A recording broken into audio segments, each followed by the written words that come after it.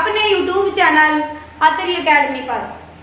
आज के इस वीडियो में हम कक्षा 9वीं का अध्याय 4 दो चर वाले रैखिक समीकरण के बारे में पढ़ेंगे और आज का हमारा विषय होगा दो चर वाले रैखिक समीकरण का आलेखीय निरूपण कि दो चर वाले रैखिक समीकरण को हम ग्राफ पर या आलेख पर कैसे निरूपित कर सकते हैं। तो आइए मिलकर शुरू करते हैं। सबसे पहले हमारा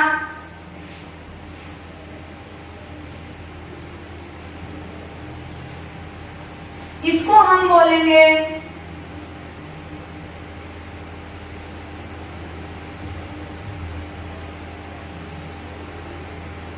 निर्देशांक तल, ठीक है।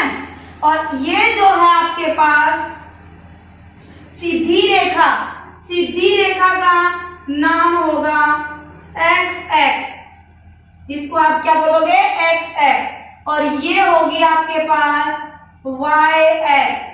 एक्स एक्स पे इस तरफ आप लोगे एक्स और इस तरफ आप लोगे एक्स डैश। एक्स एक्स पर यहां ये है आपके पास मूल बिंदु। ये क्या है? मूल बिंदु। एक्स एक्स पर जो आपके इधर इस तरफ आएंगे राइट तरफ, जी मूल बिंदु से राइट तरफ जो होंगे वो होंगे धनात्मक नंबर, धनात्मक संख्याएं। और धनात्मक संख्याएं क्या होंगी? 1 2 3 4 5 6 और इस तरह से आगे चलती रहेगी। अब एक्स डैश की तरफ होंगी वो होंगी ऋणात्मक, -1 -2 -3 और ऐसे ही चलती रहेगी, ठीक है। अब मूल बिंदु से ऊपर की तरफ जो होगा इसको आप क्या बोलते हो? Y X. तो यहाँ पे हम लिखेंगे वाई और यहाँ पे हम लिखेंगे वाई डैश।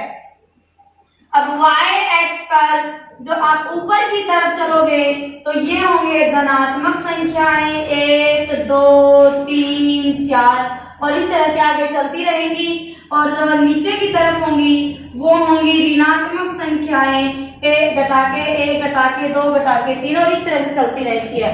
मतलब क्या हुआ? जो आपके पास ये सीधी पड़ी रेखा है इसको आप बोलोगे एक्स एक्स और जो खड़ी रेखा है इसको आप बोलोगे वाई एक्स। और जो जहां पे दोनों एक्स काटते हैं ये होता है मूल बिंदु। और मूल बिंदु पे आपके पास क्या होते हैं? निर्देशांक क्या होंगे? 0 0 होते हैं। निर्देशांक क्या होते हैं? मूल बिंदु के 0 0, जिसको हम ओरिजिन बोलते हैं, ठीक है। ये हो गया एक्स एक्स, ये हो गया वाई एक्स, जहां पे दोनों मिलते हैं ये कौन सा हो गया? मूल बिंदु। अब यहाँ मूल बिंदु से राइट तरफ में धनात्मक संख्याएं और लेफ्ट की तरफ आएंगे हमारे पास ऋणात्मक संख्याएं। यहाँ पे ऊपर की तरफ आएंगी धनात्मक संख्याएं वाई एक्स पे और नीचे की तरफ आएंगी ऋणात्मक संख्याएं। अब ये है निर्देशांक। जैसे मान लीजिए यहाँ पर मेरे पास है ए बी निर्देशांक है, ठीक है। इसमें जो ये है ये होता है x बराबर है a। ये जो पहले वाला होगा a ये होगा x और दूसरे वाला जो होगा ये होगा y बराबर है b। ए बी अगर कोई भी आपके पास बिंदु है ए बी और वो किसी भी रेखा पर है, किसी रेखा पर स्थित बिंदु ए बी है, इसका मतलब ये होता है कि उस सरल रेखा का जो समीकरण है, समीकरण में जो दो चर होती हैं x और y, उनका मान क्या है? x बराबर है a और y बराबर है b। जब हम रखते हैं तो जो समीकरण है वो क्या हो जाएगा? हल हो जाएगा। समीकरण का क्या? a b। ये जो a b है ये समीकरण का क्या होगा? हल होगा। यानी कि आप समीकरण में x की जगह पे a और y की जगह पे b रखोगे तो समीकरण संतुष्ट हो जाएगा। समीकरण क्या हो जाएगा? संतुष्ट, यानी कि दायां पक्ष बराबर है बायां पक्ष आ जाएगा। समझ आया? इसको पूरे को हम बोलेंगे निर्देशांक तल। ये एक्स एक्स, ये वाई एक्स और ये है मूल बिंदु। अब आप देखिए जब आप आलेख खींचेंगे किसी भी रैखिक समीकरण का आलेख खींचने का मतलब क्या होता है?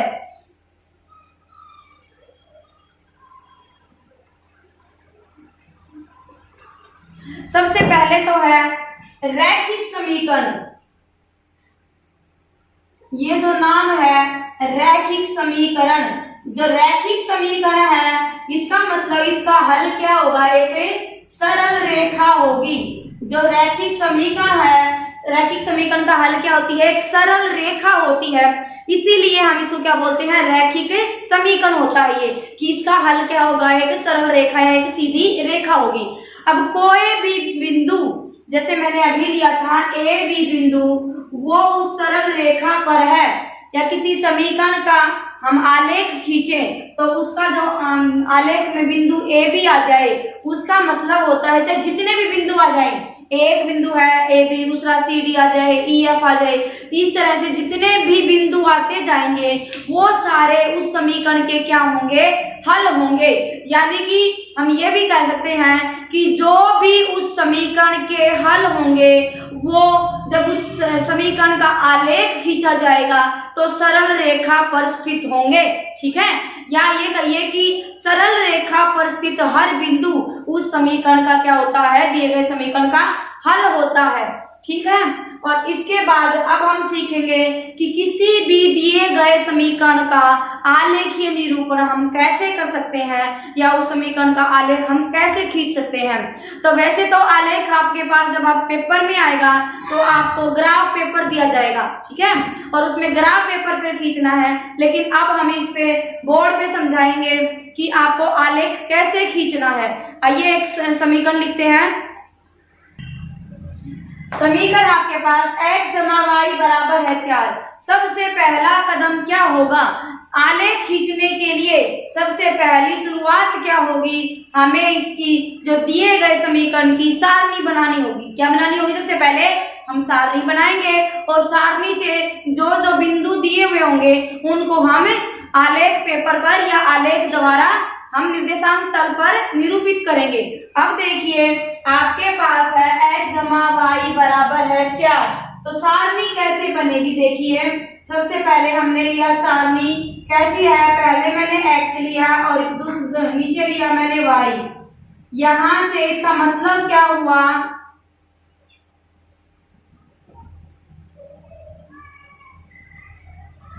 देखिए जब आप x का मान रखो, मान लीजिए मैंने x का मान 0 रखा, तो यहाँ पर x y बराबर है 4 है, तो y बराबर आ जाएगा 4 घटा में x। जब मैं x बराबर है 0 रखूंगी तो y का मान कितना आ जाएगा, 4 घटा 0 बराबर है 4, तो y कितना आ गया 4। जब मैं x का मान 1 रखती हूँ, यहाँ पर 1 रखा तो क्या बनेगा, y बराबर है 4 घटा 1, कितना आ गया 1 3। अब मैं रखूंगी y बराबर है 0, y बराबर है 0 रखूंगी, देखो यहाँ पे मैं y बराबर है 0 रखूंगी तो x बराबर है कितना आ गया 4, y बराबर है 0 तो x बराबर है 4।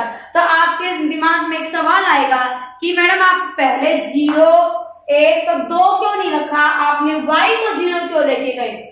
आपको क्या करना है, जब आप सारणी बनाते हैं तो ये दो बिंदु आपको जरूर निरूपित करने हैं आपकी सारणी में। कौन से वाले, एक बार x को 0 रख के y का मान निकालो और फिर y का मान 0 रख के x का निकालो, और इसके अलावा कम से कम 2 बिंदु और भी लिख सकते हो जिसमें x का मान 1 2 3 कुछ भी हो सकते हैं, चाहे आप ऋणात्मक लीजिए या धनात्मक लीजिए, लेकिन 2 तो ये बिंदु आपको रखने ही रखने हैं। एक बार x का मान 0 रख के y निकालना और दोबारा y का मान 0 रख के x निकालना। और वैसे तो हम इन दोनों बिंदुओं से भी क्या हम अपनी एक रैखिक समीकरण का आलेख खींच सकते हैं, लेकिन जो बीच के 1 या 2 बिंदु और खींचते हैं, क्यों, क्योंकि इससे क्या हो जाती है, सत्यता स्थापित करने के लिए कि हाँ भाई हमारा जो समीकरण है या जो हमने सीधी रेखा बनाई है ये सही है, थोड़ी सत्यता की जांच करने के लिए हम 1-2 बिंदु और रखते हैं, ठीक है, अदरवाइज हमें 2 बिंदु तो रखने ही रखने होते हैं। अब हमारे यहाँ पर सारणी कंप्लीट हो गई, देखो सारणी पूरी हो गई, हमने 3 रखे। अगर आप एक और रखना चाह रहे हो तो आप रख सकते हो। अगर एक और रखना है तो देखिए यहाँ पे आप x का मान 2 रख दीजिए। जब x का मान 2 रखोगे y बराबर है 4 घटा के x, ये 2 होगा तो 4 घटा में 2 2। अब की बार 0 और 4 वाला हमने y को 0 रख के x का 4 निकाल दिया। अब इसको देखो, ये हमारी सारणी है। सारणी के जो भी बिंदु हैं, जो भी निर्देशांक हैं, उनको आलेखीय चित्र में आप कैसे बनाओगे, ये देखिए। ये मैंने ले लिया y x और ये ले लिया मैंने x x। यहां से 1 2 3 और 4, आपका x कहां तक है, 4 तक। तो 4 तक बनाने के बाद ये ठीक है। इसके बाद आप यहाँ पे डैश डैश लगा दीजिए। यहाँ पे घटाकर ऋणात्मक 1 ऋणात्मक 2 और यहाँ पे x डैश लगा दीजिए। ठीक है, y कहां तक है, 4 तक है। तो y को भी हमने लिया 1 2 3 और 4 और यहाँ पे मैंने लिख दिया yx।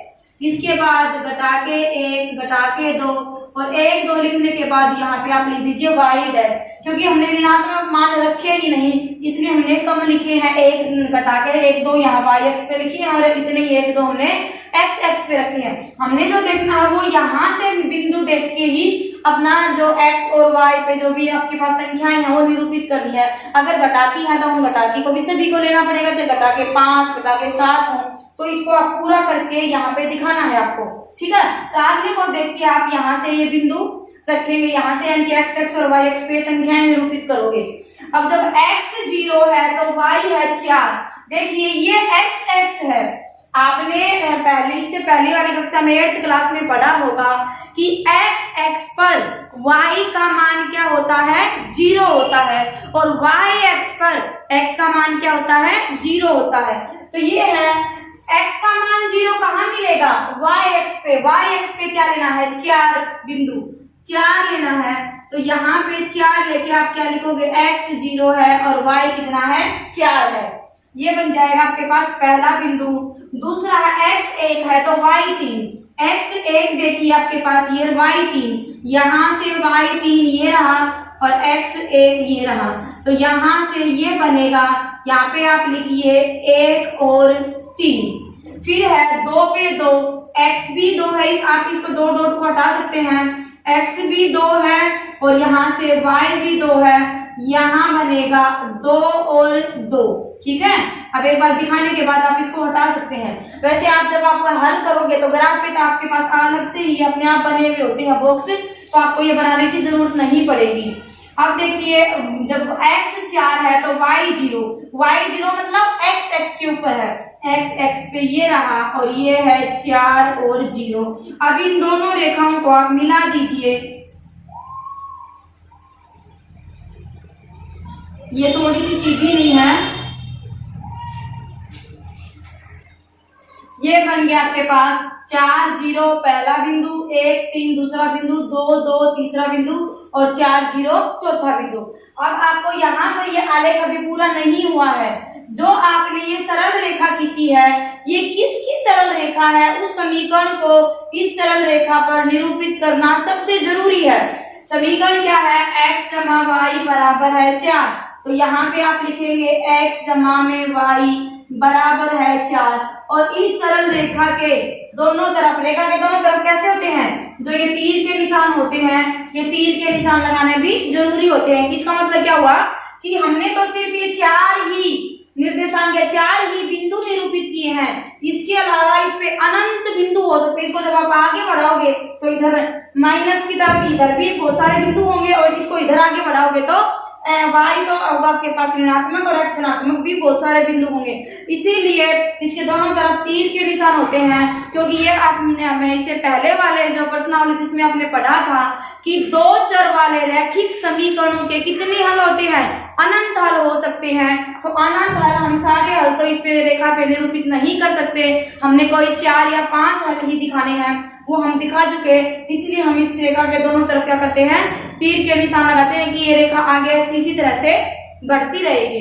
ठीक है, इसके बाद ये था आपके पास प्रश्नावली 4.3 का पहला सवाल। अब हम इसका एक सवाल और करते हैं। अब पहले सवाल का पहला भाग मैं करवा चुकी और ये है चौथा भाग। बीच में मैंने 2 भाग छोड़े हैं, वो आपको खुद निकाल कर देखने हैं और अगर हल नहीं होते हैं तो आप कमेंट बॉक्स में लिख देना। अब देखिए भाग 4 है, ये क्या होगा, 2x जमा y बराबर है 3। अब हम क्या करेंगे, सबसे पहले बनाएंगे सारणी। सबसे पहले हम सारणी बनाने के लिए क्या करते हैं, y बराबर है 3 घटा में 2x। x का मान पहला क्या होता है 0, x बराबर है 0 मान रखा तो y का मान कितना आएगा, यहाँ से 3 घटा में 2 गुना 0 ये आ जाएगा 3।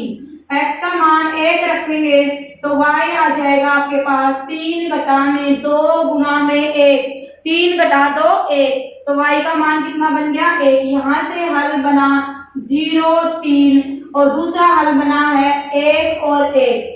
इसके बाद x बराबर है 2 मान रखेंगे तो y का मान आ जाएगा 3 घटा में 2 गुना 2, यह आ जाएगा 2 दूनी 4 और 3 घटा 4 कितना बनेगा घटा का 1, तो अगला मान आ गया 2 घटा में 1 और अंतिम मान क्या होता है y बराबर है 0।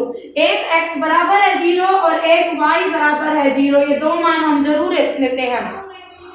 y बराबर है 0 रखेंगे, देखो यहीं पे रख के देख लो, y बराबर है 0 रखेंगे तो क्या आ जाएगा 2x जमा में 0 बराबर है 3, x का मान आ गया 3 बटे में 2, क्या आया 3 बटे 2 और 0। जब हम ये हल लिखते हैं तो मैंने पहले भी बताया था कि जब हम a b लिखते हैं तो ये किसका होता है x का मान और दूसरे नंबर पे किसका लिखा जाता है y का मान लिखा जाता है। आप कभी भी ऐसे नहीं लिख सकते कि y को पहले लिखोगे और x को बाद में, नहीं, ये क्या होता है x पहले लिखा जाता है और y बाद में लिखा जाता है। ठीक है, अब हम क्या करेंगे, अब हम इसका बनाएंगे आलेख। आलेख कैसे खींचेंगे, देखिए सारणी बना लेते हैं पहले, ये है x और ये है y। जब x को आपने 0 लिखा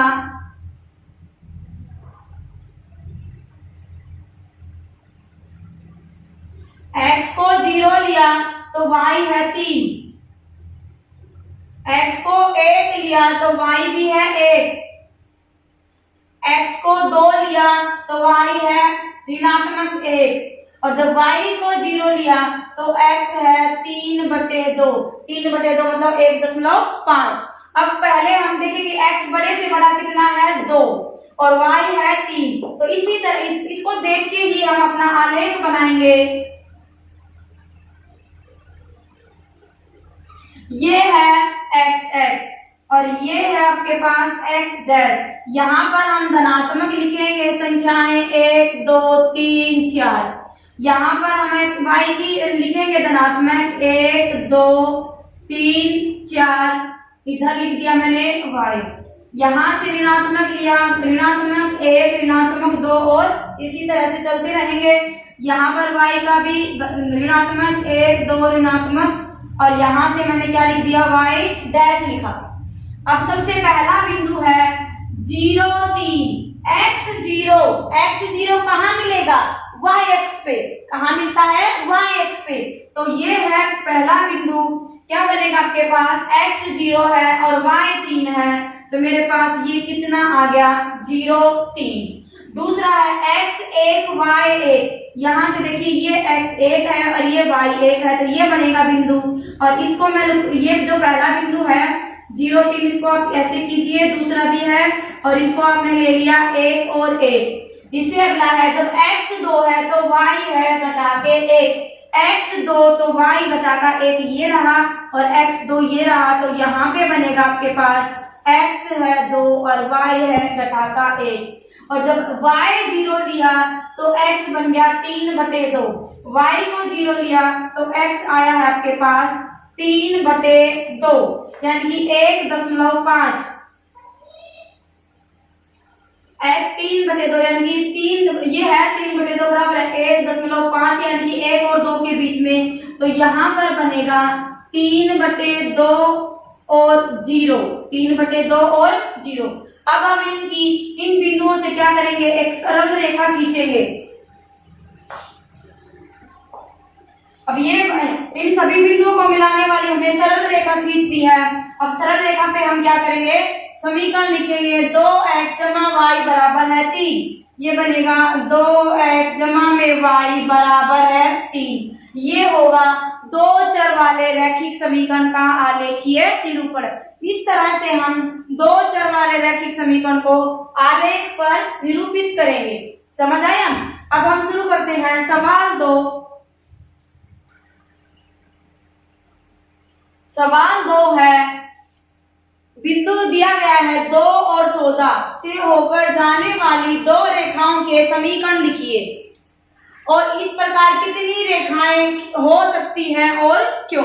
आपको क्या करना है, सवाल 2 में 2 और 14 बिंदु से होकर जाने वाली रेखाएं हैं, उनके समीकरण बनाने हैं।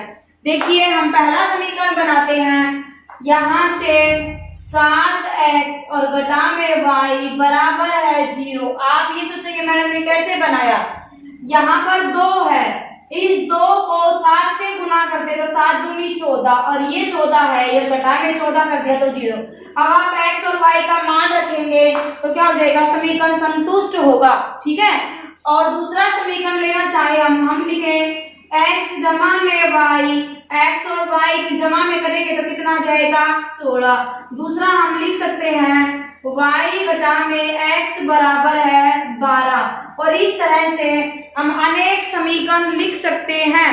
क्यों, क्योंकि ये जो बिंदु है 2, 14, एक बिंदु से कितनी रेखाएं खींची जा सकती हैं, अनंत रेखाएं खींच सकते हैं। तो वो रेखाएं क्या होंगी, समीकरण की रेखाएं होंगी और 2, 14 उसका क्या होगा, हल होगा। क्योंकि जो सीधी रेखा है, सीधी रेखा पर कोई भी बिंदु होता है वो उसका क्या होता है, हल होता है। तो 2, 14 जो ये बिंदु है, इस हल वाली अनेक रेखाएं खींची जा सकती हैं। और वैसे भी दो चर वाली रेखा, जो 2 चर वाले रैखिक समीकरण हैं, उनके हल भी कितने होते हैं, अनंत हल होते हैं। इसीलिए यहाँ पर ये पूछ रखा है कि इस प्रकार की कितनी रेखाएं हो सकती हैं और क्यों। तो इस प्रकार की अनंत रेखाएं हो सकती हैं, क्योंकि एक बिंदु से होकर जाने वाली कितनी रेखाएं खींची जा सकती हैं, अनंत रेखाएं खींची जा सकती हैं। तो हो सकता है आपका जो उत्तर है ये इससे अलग हो, तो जो समीकरण को संतुष्ट 2, 14 बिंदु जिस भी समीकरण को संतुष्ट करता होगा वो सारे इसके क्या होंगे, समीकरण होंगे, जिसका हल क्या होगा, ये 2 और 14 होगा। इसके बाद जो सवाल 3 है, यदि बिंदु 3, 4 ये दे रखा है,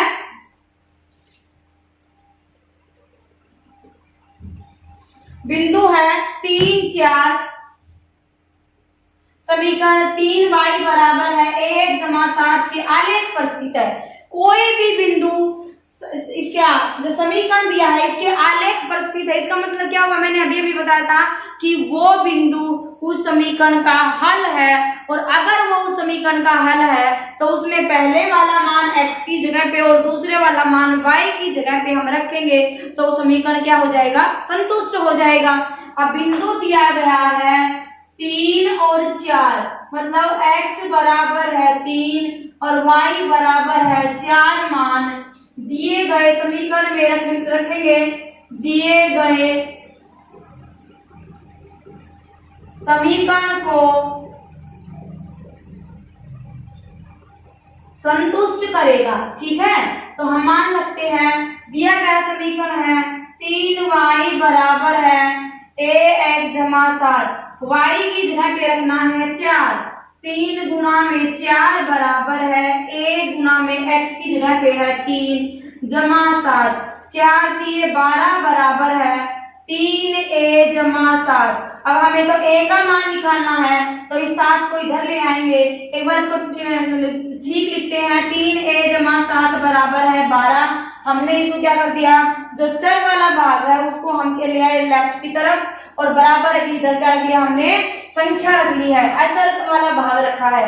तो यहाँ से हम करेंगे 3a बराबर है 12 घटा में 7, 3a बराबर है 5, यह आ जाएगा 5 और बटे में कर दिया 3। तो a का मान कितना आया, a का मान बराबर है 5 बटे में 3 आया।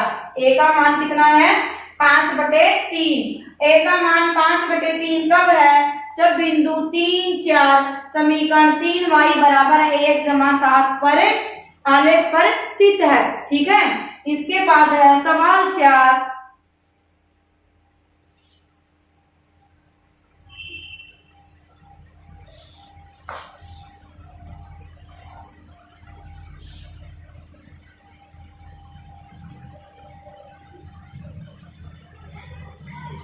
एक नगर में टैक्सी का किराया है, कैसे है, पहले 1 किलोमीटर का किराया 8 रुपए है।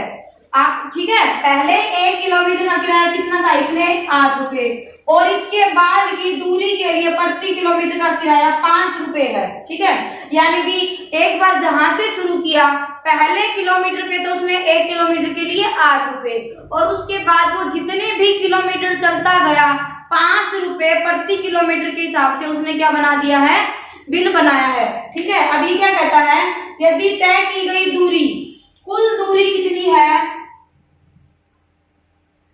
कुल दूरी है x किलोमीटर, और कुल किराया कितना दिया गया है, कुल किराया दिया गया है रुपए y, कितना है y रुपए है। तो इसका पहले आपको रैखिक समीकरण बनाना है और उसके बाद इसका आलेख खींचना है। अब देखिए कुल दूरी x किलोमीटर है, मान लीजिए ये कुल दूरी है और ये है x किलोमीटर। इसने कहा था कि 1 किलोमीटर के कितने रुपए हैं, पहले किलोमीटर के हैं 8 रुपए, तो यहाँ के तो हो गए रुपए 8, और जमा में बाकी कितने किलोमीटर बच गए, x घटा में 1 किलोमीटर बचा है। कितना बचा है, x घटा 1, क्योंकि 1 किलोमीटर तो यहाँ पे आ चुका, तो ये टोटल x था, 1 किलोमीटर गया तो कितना बचा, x घटा 1। तो x घटा 1 किलोमीटर के लिए कितने रुपए दे रहा, वो 1 किलोमीटर के आगे जाके कितने जाते हैं 5 रुपए, पहले किलोमीटर के 8 रुपए और आगे जाके प्रति किलोमीटर के 5 रुपए। जब 1 किलोमीटर के 5 रुपए हैं तो x घटा 1 किलोमीटर के कितने रुपए होंगे, 5 गुना में x घटा में 1। समझ आया, मैं एक बार फिर से रिवाइज करवाती हूँ, फिर से बताती हूँ इसको। कुल दूरी दी गई है x किलोमीटर और कहा गया है पहले किलोमीटर के रुपए हैं 8 रुपए। ठीक है, तो ये तो कुल दूरी x किलोमीटर थी, हमने 1 किलोमीटर काटा, इससे रुपए कितने हैं 8 रुपए। इसके बाद दूरी कितनी बची है, x किलोमीटर में से 1 किलोमीटर कम होगा तो x घटा 1 किलोमीटर बच गई, और 1 किलोमीटर के 5 रुपए तो x घटा 1 किलोमीटर के 5 गुना में x घटा 1 रुपए बन गए। तो ये तो बन गए कुल रुपए, कितने आए हैं, कुल रुपए यानी कुल किराया, और कुल किराया दिया भी गया है वो कितना है y रुपए। तो हम करेंगे प्रश्नानुसार हमें क्या मिला है, y कुल किराया दिया गया है और हमारा कुल किराया कितना आया है 8 जमा में 5, ब्रैकेट का मतलब होता है गुना, घटा में 1, ये कितना बनेगा 8 जमा इस 5 की गुना पहले हम किससे करेंगे, x से करेंगे, ये बनेगा 5x, फिर इस 5 की गुना x से करेंगे, घटा का 5। अब 8 में से 5 गए तो 3 जमा के 5x। ठीक है, पहले क्या कहा गया है, रैखिक समीकरण बनाना है, तो रैखिक समीकरण क्या बनेगा, y बराबर है 3 जमा में 5x। आप इसको ऐसे भी लिख सकते हो, y बराबर है 3 जमा 5x है, इस y को उठा के यहाँ ले आएंगे, 5x घटा के y जमा में 3 बराबर है 0।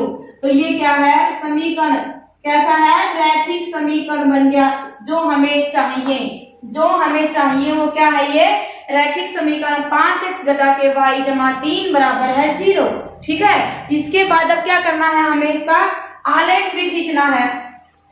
तो आलेख खींचने के लिए सबसे पहले हम क्या करेंगे, आलेख खींचने के लिए हम लेंगे पहले सारणी बनाएंगे।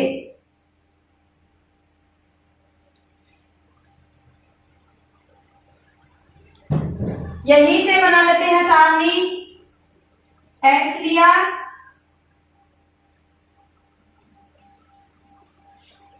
और यहां से मैंने लिया है y, x को 0 रखा, ये 0 रखते ये सारा क्या बन जाएगा 0, y बन जाएगा 3।